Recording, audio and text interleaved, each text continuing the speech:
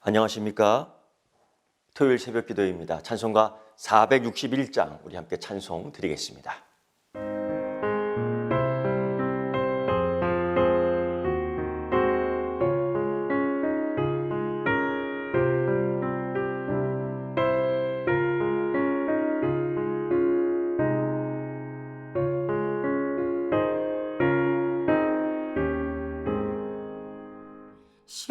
십자가를 질 수 있나 주가 물어보시네.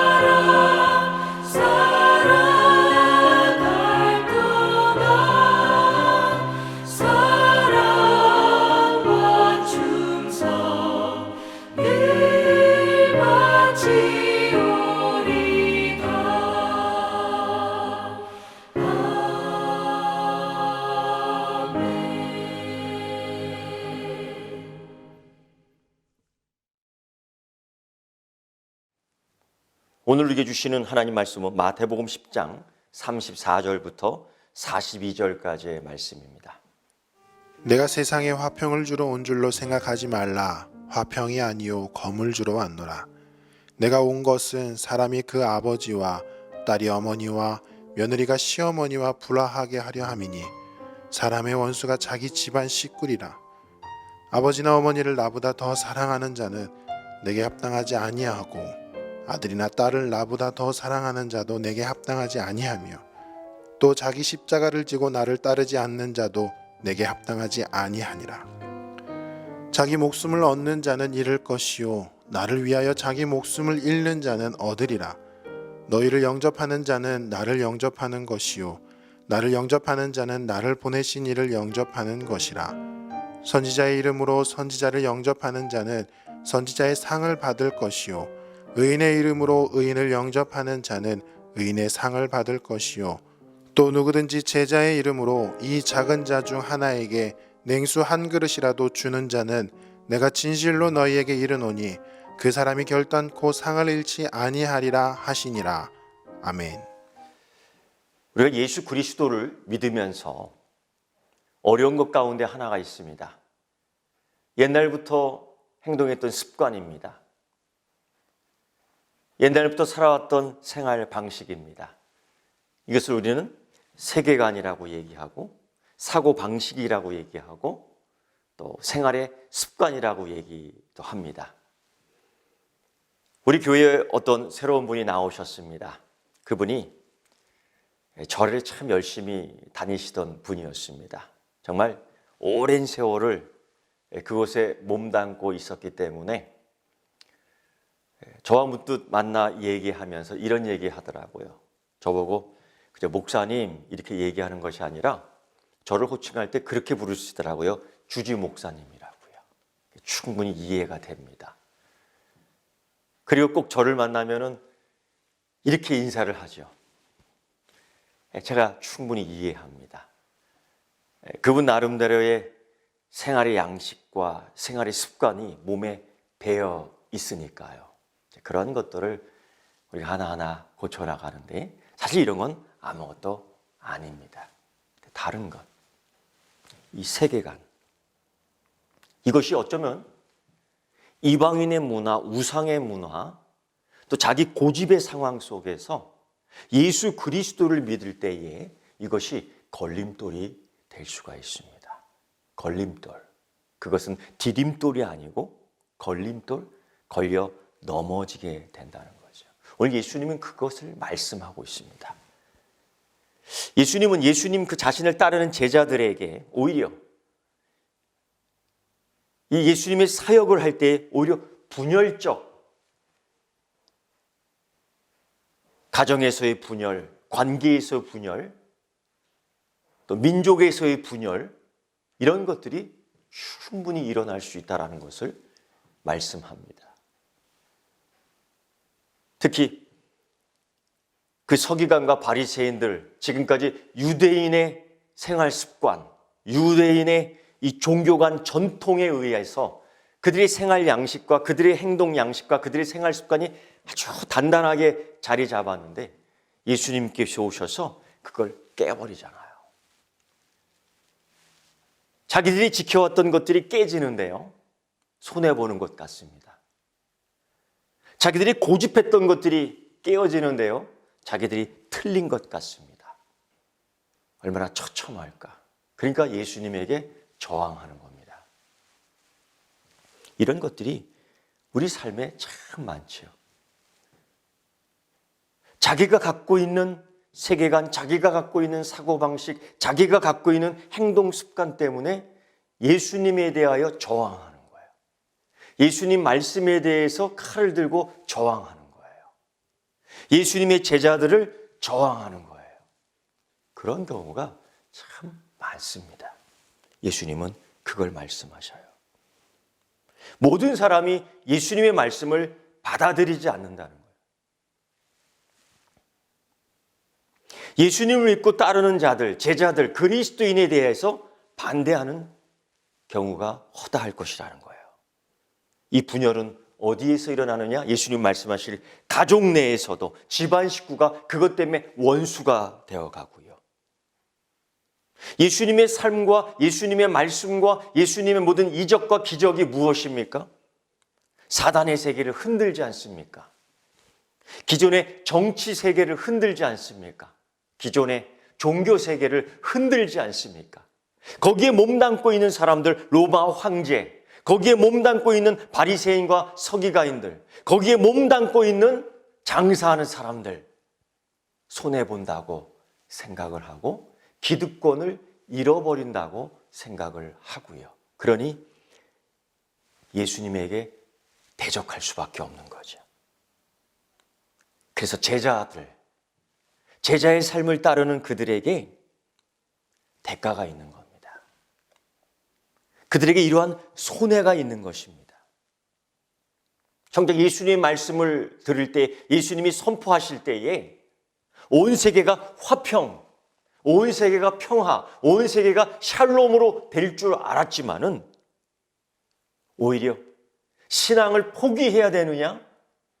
아니면 여전히 나는 책임과 의무를 멀리하고 책임과 손해를 멀리하고 기존에 살았던 방식으로 계속 살아야 되느냐? 결단해야 될 때입니다. 그래서 십자가를 진다는 것은, 내 십자가를 지고 간다는 것은 제자의 삶을 따르기로 결정한 것이고, 그 십자가의 책임과 의무, 십자가의 책임과 손해, 그에 따른 십자가의 형벌의 대상이 된다는 것입니다. 이걸 할 수 있겠느냐? 예수님께서 물으시는 거죠. 왜냐하면 주의 말씀은 그런 것들과 함께 할 수 없기 때문이죠. 예수의 삶이라는 것은 그것도 챙기고 이것도 챙기고 갈 수 없는 것. 십자가의 길이라는 건 오직 십자가만 메고 가는 것이다. 그런데 여러분, 이러한 책임과 손해, 책임과 의무, 자꾸 이 그리스도인으로서 이런 소리를 들을 때에 부담이 되십니까?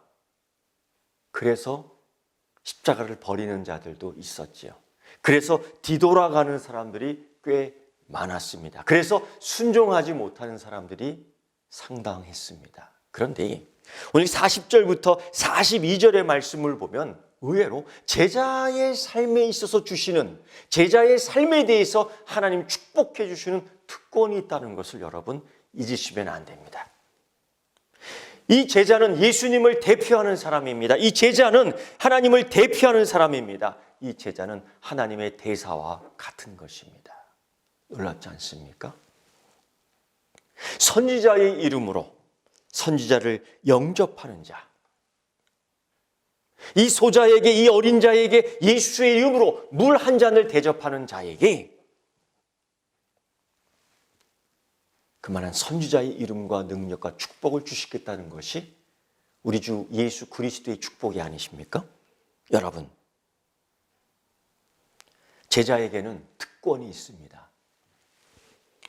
제자들은 자기를 보내신 예수님을 대표하고 예수님은 자기를 보내신 하나님을 대표하십니다. 결국 제자란, 결국 그리스도인은 예수님을 통하여 하나님을 대표하는 것입니다. 베드로도 그렇게 말했지 않습니까? 너희는 택하신 족속이요, 거룩한 나라요, 하나님의 아름다운 덕을 선전하고 선포하는 자라고요. 여러분, 이 특권을, 이 능력을, 이 축복을 누릴 수 있는 여러분 되기를 축복합니다. 기도하겠습니다.